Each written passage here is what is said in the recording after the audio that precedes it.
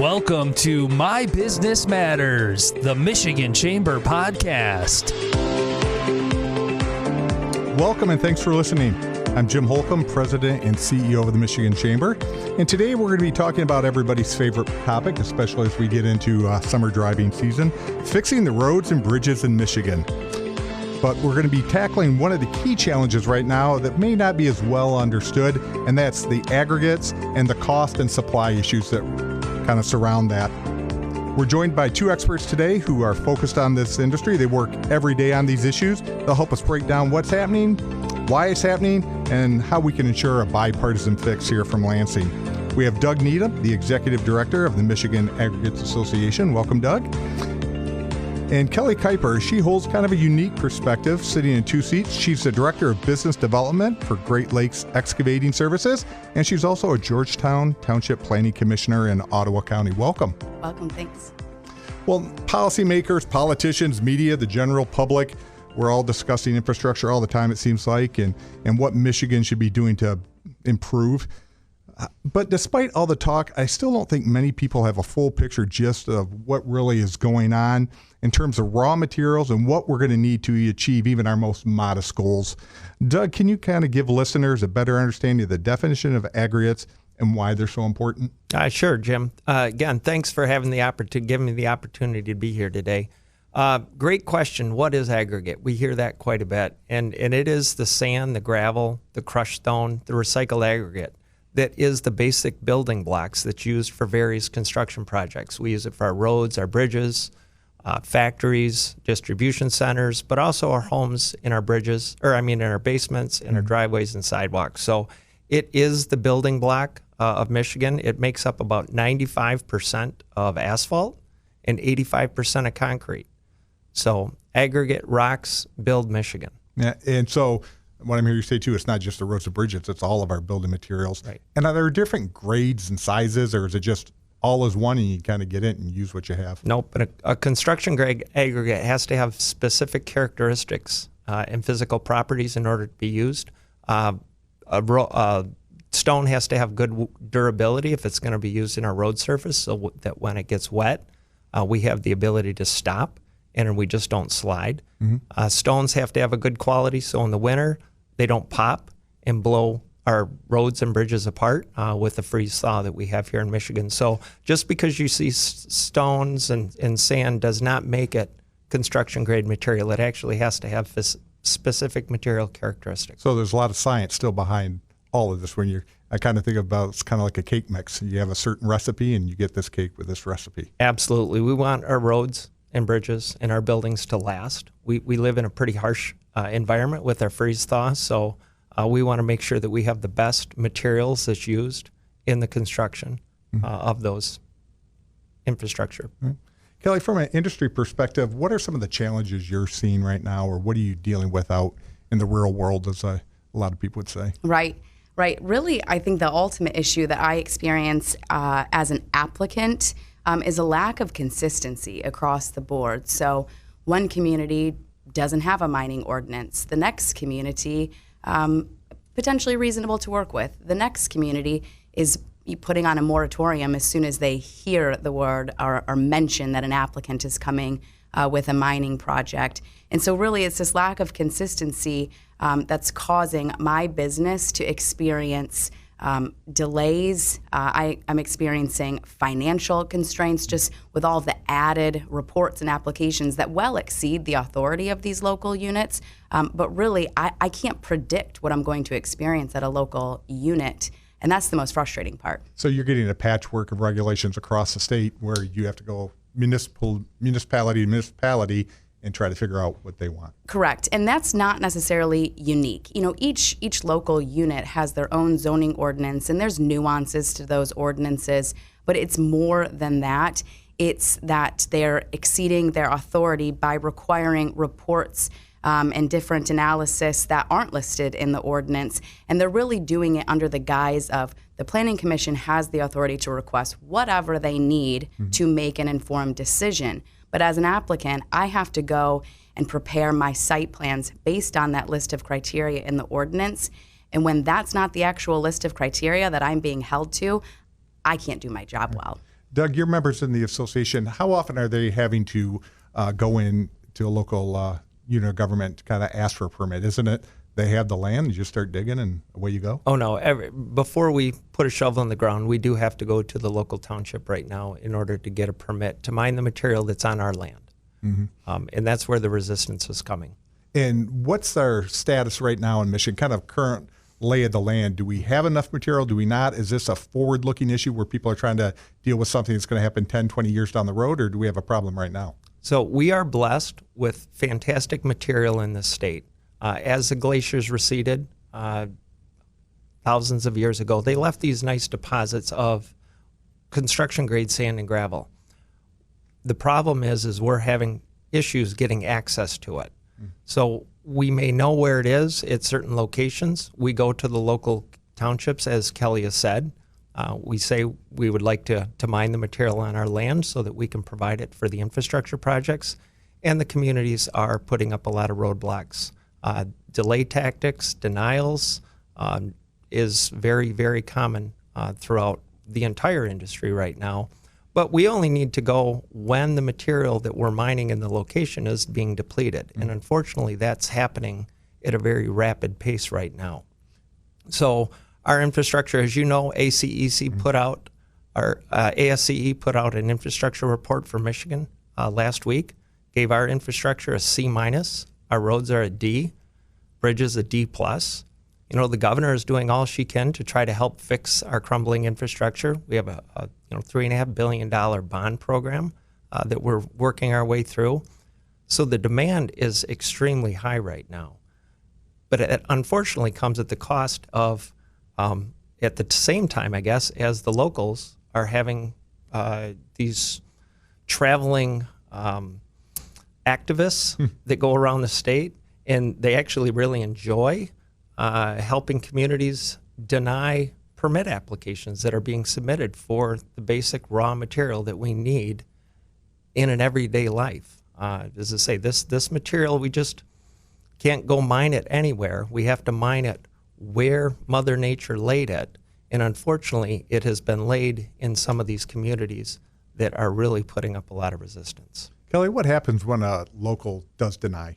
Like, one, I guess the first question is, how do you know where it is, the material is? And then two, if they deny it, what do you do next? Right. I mean, we do a lot of legwork in terms of locating our sites. So there's a lot that goes into it in terms of not just reviewing geotech and soil borings to understand the material that's there, but part of my job is also to understand the local laws and regulations that are going to govern the site. That informs our ability to purchase a property.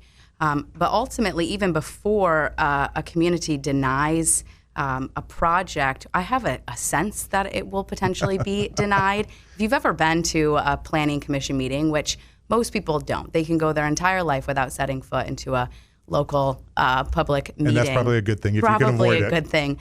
But you know, these local meetings, they send out a mailer, and the mailer has no information. A special land use is coming within 300 feet of your property. And it's almost designed to rile up the neighbors. Mm-hmm. And you get these local halls packed with 50 to 100 people who go in with assumptions about our project. They know none of the details. And these public comments range from, am I the wife of the owner of the property? What right do I have to be here? Questioning the credibility of the environmental reports that we have. And it's really all across the board. And the planning commissioners get so flustered at these angry groups of residents. Well, they're just volunteer public servants. Exactly, all volunteer. And they fail to recognize the public comments aren't actually critiquing my plan against any of their ordinance requirements. It's just angry residents, you know, yelling and talking. But that's where they feel connected to. They just feel like they cannot go against this angry group of residents, even if my plan meets all of the checklist requirements. So you're getting a lot of the NIMBY, the not in my backyard type crowd that comes out. Now, are they organized? Are these truly like organic to a local municipality, or do we have people kind of going around pot stirring across the state? Yeah, Doug mentioned there is a group of activists that are kind of traveling a bit, but more than anything, we're seeing, you know, these local Facebook activists, if you will. Many communities have their local information pages, and they start, labeling us as something we're not, or talking about misinformation, and all of a sudden it gets so far down the line where it's not accurate at all, but everybody comes into that meeting full of rage. Well, it's on the internet. It must be true. It's Facebook Right. and Twitter. Right. There's nothing Right. misleading out there on that. So what's the solution? If we have a problem, we need to get more of the aggregates out of the ground. We want to make sure we're building our infrastructure. We want to make sure we have it for the other building uses in Michigan. How do we resolve this problem? Well, and that's the solution at hand right now in front of the House Regulatory Reform Committee. House Bill 4526, 4527, and 4528 were introduced last week. And what it does is it puts the permitting process into the hands of the environmental experts at Eagle. We believe that's the solution because they are impartial. They will look at all the merits of the application to make sure that the environment is being protected, that the local communities do have an input, and they do have a voice throughout this process. They're going to make sure that the land, when it is done, is going to be reclaimed back to a usable condition so that we don't have eyesores, as many older operations have been left. A lot of our members are trying to go out there and reopen those to finish the mining and then to reclaim them back to a usable part of the community. What would be an example of a usable part of the community? How do you reclaim a mine? So throughout Michigan, we've got a lot of little lakes, inland lakes. Subdivisions have grown up around those. So if we're going to be mining in that area has a higher water table, we will create a beautiful inland lake that becomes a staple of the community. It can be either in a subdivision or a park. A lot of golf courses are the remnants of the sand and gravel operation. Farmland certainly can be horse trails. So it really depends on the situation and where it's at. But what this bill does is say, however that land is going to be reclaimed, it has to go back to the local community and it has to fit into their master plan. So when the mining is complete, it must be reclaimed. And it, again, there's a spot where the local community has a say as far as what's going to be taking place. You said the legislation was introduced last week. Is this a new issue for Michigan? Have we seen it before? Has it been introduced in previous sessions? This is about the 6th year we're working on this issue. Definitely taken way too long. And what that has done is throughout this time, since we've been working to try to address this issue, operations have diminished their material. They are not being able to provide as what we talked about, construction grade material close to the markets. And that's requiring us to truck it from a lot further away than what we did even 6 years ago. We have a number of construction projects that are fed by material that is over 100 miles away. And trucking costs right now are astronomical. The price of fuel has jumped. It's really hard to get truck drivers, first of all, into the industry. But that has added a significant cost to construction projects and certainly hampers the taxpayer dollars as we go through to fix our roads. And that's just the public infrastructure. We also have a lot of private development that is taking place. As I said, factories, distribution centers. We want to attract businesses and industries into Michigan. And when they look at that and say, well, geez, that's a great idea. However, how am I going to build the facility that I need if there's no material nearby? What's the cost to the taxpayer? You talk about there's increased costs for transportation. What's that doing to the final cost of a project? Say if we're building a mile of road and you're having to go through these extraordinary steps just to get the materials you need. Yep. And that's a good, depending on the situation and where we're at, I mean, we are adding millions of dollars to that just the MDOT construction program alone every year by just the sheer fact that we are traveling 30 miles further, 60 miles further, 100 miles further than what we have in the past. So those miles add up really quick. And by the way, we're also putting more trucks on the road, which is causing more of a delay, more of an impact. The better we can do is to get the material mined and processed closer to the needs, the better it is for all parties of Michigan. Yeah, it sounds like taxpayers would do a lot better if we could pass this. Absolutely. Kelly, What happens to the industry if we can't get something passed? It fails. I mean, there's no better way to say it. I don't know. I don't know how we survive. And outside of the roads and the bridges, I mean, obviously that's a critical part of this issue. But we talked at the beginning about some of the smaller scale projects, single family home building and utility construction. I mean, these are all also critical needs that require this material. I mean, Michigan has such a robust single family home building industry.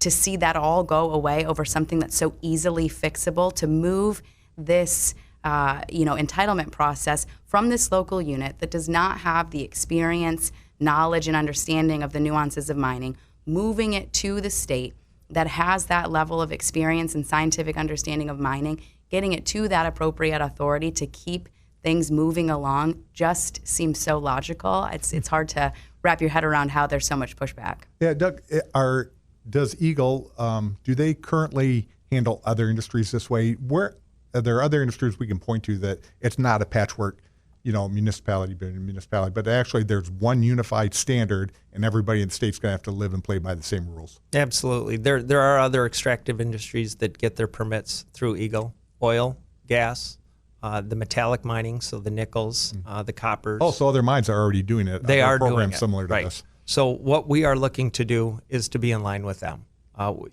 This natural resource is a statewide resource. We need it all across. It's not just focused if it's located in this township, it stays in that township. Absolutely not. We need it to rebuild the I-96s, the I-75s, 275s, the Gordie Howe International Bridge. We're going to need that material to build our infrastructure so that it benefits all residents of our state. And that's really where the problem comes in play. As we have our conversation today, it just seems to make a lot of sense. Whether it's good paying jobs we're creating, whether it's protecting the taxpayer, whether we're making sure we have the materials we need to improve Michigan. What are the opponents arguing? If this has been 6 years or more in the process, what's stopping it or slowing it down? Why can't it get across the finish line? Well, as Kelly has said, I think the communities, the NIMBYisms, the environment, the local community activists that are coming out, that are traveling around, they're stirring up those township meetings. We see them post, say this is their hobby. This is what they like doing. They don't golf. They don't play sports. What they want to do is to go around to help communities stop mines. So that's truly what has been a big driver in doing this. Kelly, on the ground, has this been a political issue from a partisan standpoint? Is that all Republicans or all Democrats on one side or the other? No, I don't think that it has actually, and I think that goes to showcase the legislation being bipartisan, is that even the issues are bipartisan. I work in communities from all different shapes, sizes, walks of life, and really it's the same thing. It kind of goes back to this NIMBYism. It doesn't matter what your political party is. Everybody's got a NIMBY in their, NIMBYism in their community. Yep. But, going back to this point, there's a real challenge here. Nobody wants to have control or power taken from them. I mean, that really is kind of it. It's human nature. Build your fiefdom, you're there. I mean, nobody wants that taken away. I can understand that. But there's not a domino effect to be had here. And I think that's what some of the opponents will say. Well, if one thing is taken away from the local unit, now we might start this spiral effect of all other, approval processes being taken away. But I think this particular legislation and mining in general is so specific that I just don't think that's a fair comparison. We're talking about something that is so unique, is so scientific, that requires a significant amount of hydrologic studies and soil borings, such detailed information that really exceed the knowledge and capacity of a lot of these local planning commissioners. It almost feels like, why put a burden on these local units if they don't understand the details of what this takes to approve this? Put it in the hands of Eagle, who has those literal scientists on their employ to be reviewing these processes. Exactly. It seems to be a much better way to get to a good decision, is have people who are not only empowered, but have the skill set and have the resources and information to make a logical decision. It sounds like a lot of the opponents, they kind of phrase their opposition on environmental standards. Does the legislation that's out there, are there specific standards in the legislation, or does it leave it up to somebody sitting in an office in Eagle here in Lansing to decide up or down what's going on?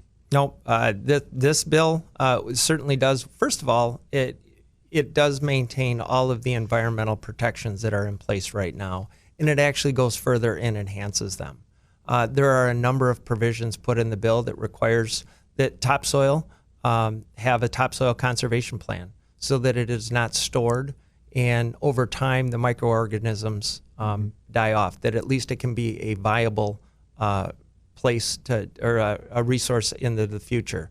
We're also continuing to compromise with many different parties throughout this process, and there's going to be a wildlife conservation plan that's going to be required. There's going to be a requirement that if the environmental impact statement shows that there's an impact to potential groundwater, that we have to monitor it. So people with concerns, their voices being heard. They are being heard. So throughout this process, we've had many stakeholders that have offered thoughts, suggestions. There's been a good collaboration throughout this. We have compromised a whole bunch. Our industry right now, I like to say we're kind of like a turtle.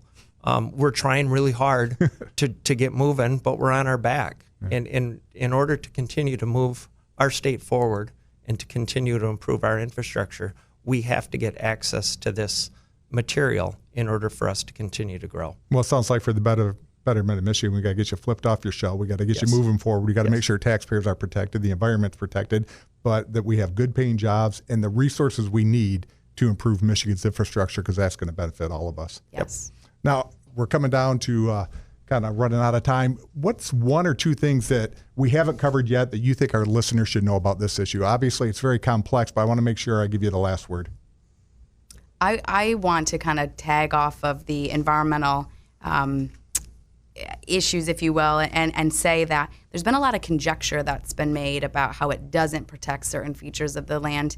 And I think what we've failed to do yet, or anybody I've seen, go old school, put together a little Excel spreadsheet, which is what I did, compare this bill to the local units that I work in. Mm-hmm. And so after doing that, I can confidently say that this bill actually has equal or greater measures in place than any of the local units do that I currently work in. So I think once you actually look at the boots on the ground, how will this operate? Yeah. How will it be effective? What I'm seeing is that it will actually be more effective than the communities that I'm working in. That's real. That's real information that we can take to folks to, in my opinion, calm some nerves and provide some confirmation that this is not here to just bolster a certain industry. This truly has a lot of measures in place to protect the environment, people, residents, local communities. Yep. So step back from emotion, put down your partisanship, and actually look at data and figure out what the best decision is. Exactly. Doug, any last thought from you? Well, I just want to certainly thank the bill sponsors, Representative Whitwer, Representative Tyrone Carter, and Representative Outman for their leadership on this. We certainly knew this is a tough issue, one that certainly needs to be addressed, one that the state is feeling the impact on. It is impacting our ability to deliver construction projects at adequate cost. So we need to get this solved, and we appreciate the bipartisanship support that we have in the legislature and the opportunity to share our thoughts with you. Well, we appreciate you being here. Let's hope that our legislators and the governor can get to work on this and make sure it's passed to benefit everybody. It's certainly a complex topic. Appreciate both of you coming in today. A big thanks to Doug and Kelly for sharing their time and their insights, and for all of you for listening. Make sure to tune in to our next episode. Subscribe to our podcast for easy notifications. And until the next episode, let's please make sure we're all working together to move Michigan forward.